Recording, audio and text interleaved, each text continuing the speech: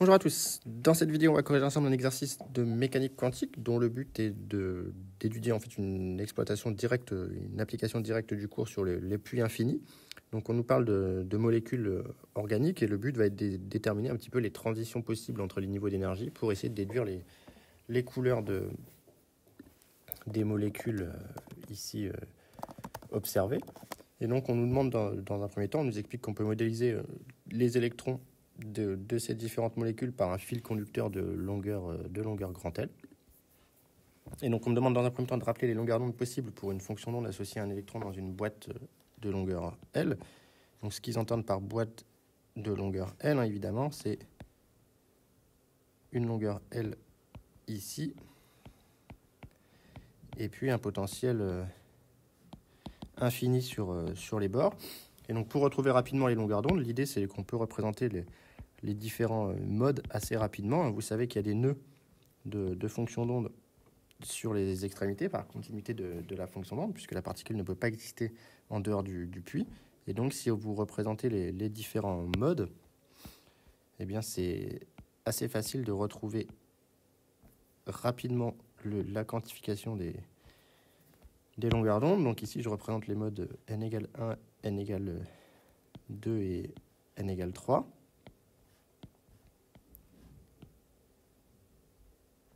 Voilà, donc grosso modo.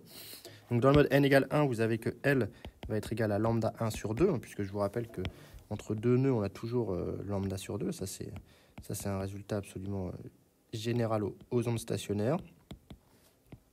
Et donc, on peut déduire assez facilement ce que vaut lambda sur 2 dans les différents modes. Donc, pour le mode n égale 2, on a que L est égal à L sur 2 est égal à lambda 2 sur 2.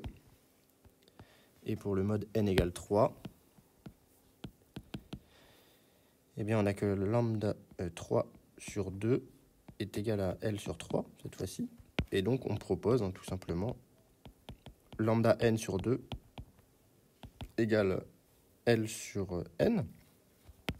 Et donc, on obtient directement la quantification des longueurs d'onde sous la forme L égale, ou lambda n plutôt, est égal à 2L sur n, où n ici est un entier naturel non nul. Il ne faut pas qu'il soit nul, sinon on n'aurait pas d'énergie. Donc lambda L égale 2n sur L. Et on me demande d'en déduire ici la quantité de mouvement. Mais on sait que lambda c'est h sur p, d'après la formule de De Broglie. On a que lambda n égale h sur pn. Donc on en déduit directement que pn égale h sur lambda n. Et donc ça fait nh sur 2L. Et enfin l'énergie, étant donné qu'on a une mécanique, étant donné qu'on a une énergie potentielle nulle, E, c'est de l'énergie cinétique, c'est donc du P carré sur 2M. Et donc, on en déduit une quantification directe des niveaux d'énergie sous la forme N carré H carré sur 8 ml carré, ou encore N carré fois E1, où E1, c'est l'énergie minimale, l'énergie de confinement, qui vaut ici H carré sur 8 ml carré. Donc, voilà ce qu'on a obtenu ici dans cette première partie. Et on va essayer d'appliquer ça à un système un peu concret maintenant. Donc on peut déterminer l'énergie E1 ici. Elle dépend de L, donc on verra après selon la valeur de L pour les différentes molécules qui suivent. Donc on me dit qu'on s'intéresse à la molécule de cyanine possédant 9 atomes de carbone, donc c'est à partir de là que l'énoncé n'est pas tout à fait clair. Donc 9 atomes de carbone, il faut comprendre 9 atomes de carbone entre les deux atomes d'azote. Et donc en réalité, on va se retrouver avec quelque chose comme cela. Voilà, c'est 9 atomes en chaîne linéaire. Et donc on commence par la double liaison. Et puis on va alterner jusqu'à avoir mis 9 atomes de carbone. 1, 2, 3, 4, 5, 6, 7, 8 et 9. Voilà, ça va ressembler à quelque chose comme ça. Bon, il faut forcément qu'il y en ait un qui se termine par une simple liaison sur le N. Alors, je vais vérifier. 1, 2, 3, 4, 5, 6, 7, 8, 9. Voilà, ça va ressembler à ça. Voilà. Et donc on me demande de... Et donc ensuite on nous demande d'en déduire la longueur du fil associé, en sachant qu'il faut considérer tous les atomes possédant une double liaison et que le fil associé dépasse les atomes d'une demi-liaison. Et donc on considère que c'est en ligne droite. Donc on va découper ici. Donc on a une demi-liaison ici, donc D sur 2 ici. On coupe au milieu ici, on a D sur 2 ici. Et ensuite on compte D, D, D, D, D, D, D, D, D et D. Donc on se retrouve avec L finalement qui vaut 10D plus 2 fois D sur 2, donc 11D ici. Et comme on connaît la distance petit d, eh bien on peut en déduire la valeur de la chaîne. Ça fait 1,54 nanomètres ici, comme valeur. Calculer les niveaux d'énergie en électronvolts jusqu'à n égale 7. Donc on va commencer par calculer E1. On a vu que c'était H2 sur 8 ml carré. Donc on va calculer ça. 663 10 moins 34 au carré. Divisé par 8 fois 9,1 10 moins 31 fois ce qu'on vient de trouver. Et je le mets en électronvolts. Donc je tombe sur 0,159 électronvolts. Et ensuite, vous avez que E2 est égal à 2 au carré fois E1, c'est-à-dire 4 E1. E3, il est égal à 9 E1. E4, il est égal à 16 E1. E5, il est égal à 25 E1. E6, il est égal à 36 E1. Et E7 à 49 E1. Je ne fais pas les applications numériques, vous pourrez les faire assez facilement à partir de là. Alors maintenant, on nous dit de remplir les niveaux. Donc combien d'électrons sont concernés? On nous dit qu'il faut compter les électrons pi des doubles liaisons, ainsi que 2 électrons pour l'atome d'azote non engagé dans la double liaison. Donc ici, on doit compter les doubles liaisons. Donc on a 5 doubles liaisons. Et l'atome d'azote qui n'est pas engagé dans une double liaison, qui est N ici. Donc là, le nombre d'électrons engagés, c'est 2 fois 5 plus 2, c'est-à-dire 12.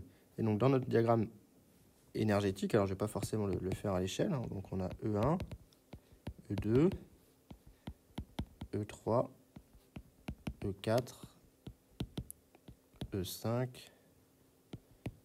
E6 et E7, alors c'est pas du tout à l'échelle, je m'en excuse. Eh bien on va remplir, on nous dit d'en mettre 2 par niveau, donc on va dessiner des petites flèches qui correspondent au spin ici.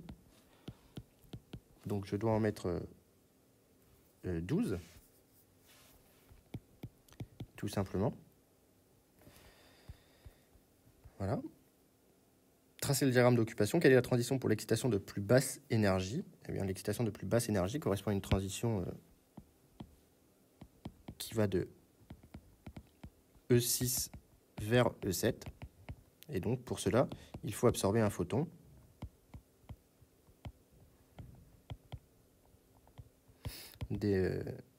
D'énergie. E égale E7 moins E6, c'est-à-dire 49 E1 moins 36 E1, c'est-à-dire 13 E1. Et sa longueur d'onde associée,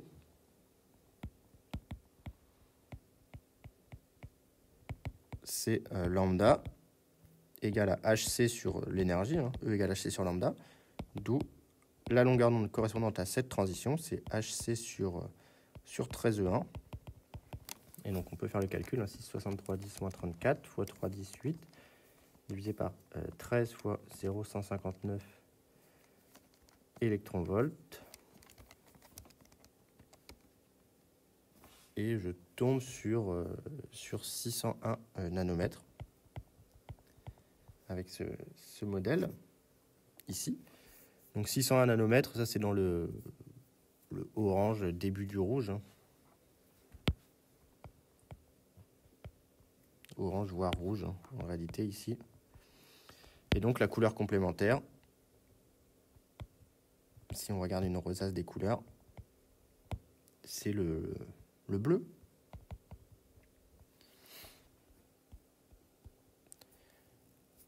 Reprendre le raisonnement pour les molécules à 11 atomes de carbone. Bon, ici, il faudrait simplement allonger. On aurait deux liaisons de plus. On aurait L qui serait égale cette fois-ci à 12D plus D sur 2, puisqu'on rajouterait 2 atomes de carbone, donc 2 liaisons carbone-carbone. Donc 13D. Donc on se retrouve avec 13 fois 0,14, ce qui ferait 1,82 nanomètres, ce qui nous ferait que E1 ne serait plus la même valeur non plus, mais 63 10 34 au carré par 8 fois 9,1 10 31 fois ce qu'on vient de calculer.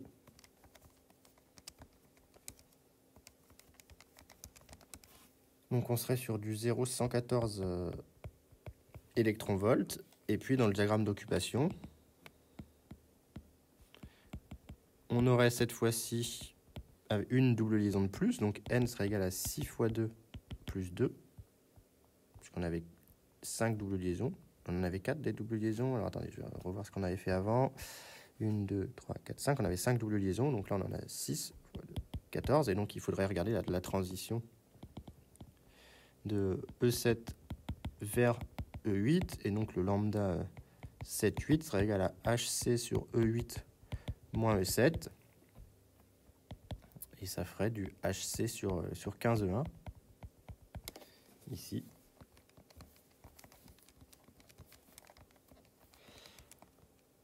Ce qui me donne du 727 nanomètres, ici.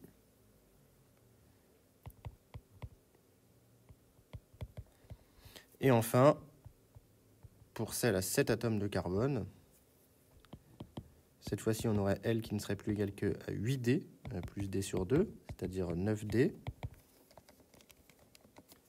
ce qui ferait 1,26 nanomètres. Et donc l'énergie E1 serait égale H carré sur 8 ml carré. C'est assez calculatoire, hein.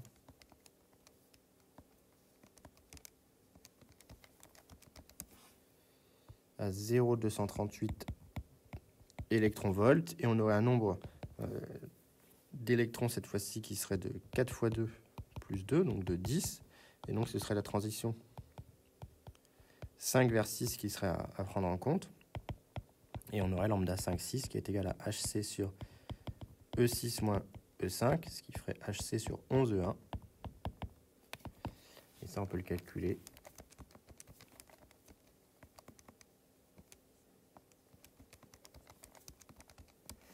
Et je trouve du 475 nanomètres